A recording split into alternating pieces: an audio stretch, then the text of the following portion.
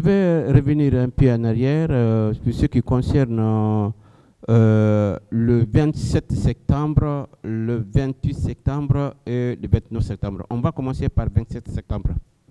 Est-ce que vous avez été appelé une seule fois pour vous annoncer la réunion qui a eu lieu? D'accord. 27, je ne sais pas, 26, 27, je pense qu'ils ont voyagé sur la baie. Et même ce voyage, là, si vous remarquez, je ne suis pas sur les images parce que je n'étais pas informé pour le voyage. Et je n'étais même non plus, je n'étais pas impliqué par rapport au voyage. Et encore, par rapport à cette réunion que les gens, tout le monde en parle, s'il y a eu réunion, je dis toujours, s'il y a eu réunion, je n'étais pas informé et je n'ai pas y participé. Ni vos éléments. Ah non, les réunions de ce genre, c'est le sommet, ce n'est pas des éléments, j'espère. Bien. Également, sur votre effectivité, c'est-à-dire le nombre des éléments que vous avez au niveau des services spéciaux. Je l'ai dit, c'est des éléments qui étaient détachés de la police et de la gendarmerie. Donc, ils sont capables de nous donner l'effectif, mais moi je dis que c'est 200 personnes. Est-ce que vous voyez, 200 personnes, y compris l'administration et tout, nous étions dans les fourchettes de 200 personnes. Donc, ce sont des détachés. On sait déjà qu'un service créé pour une mission spécifique, à l'époque là, c'était vraiment pas prendre 1000 personnes ou 2000 personnes pour un travail de ce genre, qui était un travail technique opérationnellement. Bien. Et par rapport aux éléments, les patrouilles, c'est chaque jour ou bien seulement le 28 septembre 2009 que vos éléments sont partis au stade? Cela est sûr, oui, cela est connu de tout le monde. Vous savez que tout l'ajout que Dieu fait, comme je l'ai dit tantôt, la patrouille était déjà planifiée de façon à ce que, et le matin et la nuit, qu'il y a des équipes qui tournent. Les équipes qui tournent. Et c'était comme ça. C'est pourquoi je parle de patrouille diurne et nocturne. Et ça, c'était connu de tout le monde. Et là, il n'y a pas de débat là-dessus, quoi. Bien. Et par rapport à la planification, est-ce que vous pouvez préciser, vous pouvez dire ça devant le tribunal, que la répartition là n'émane pas de vous?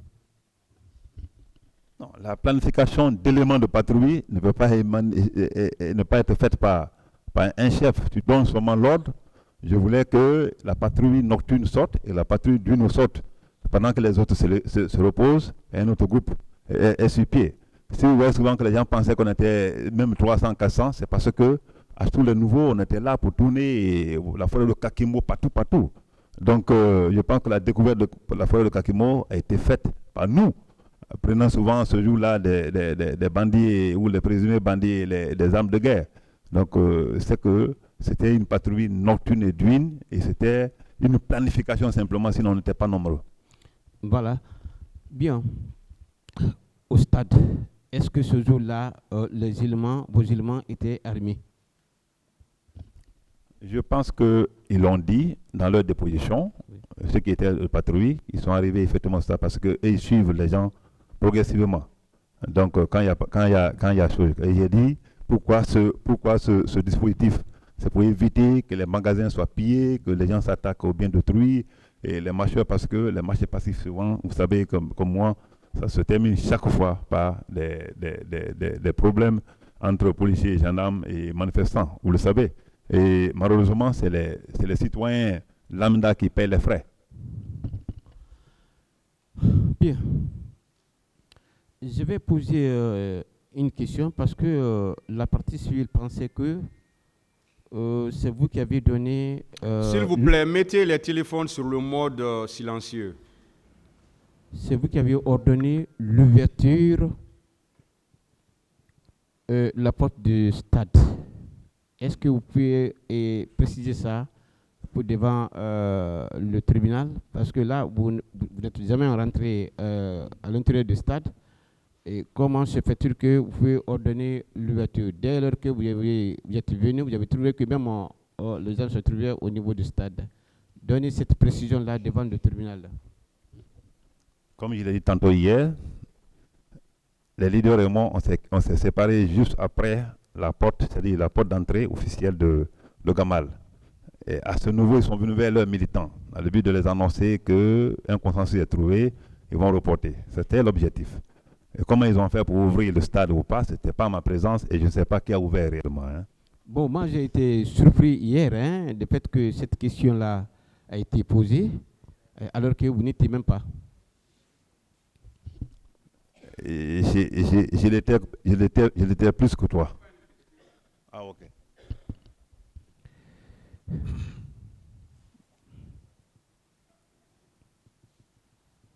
Alors, lorsqu'il y a manifestation,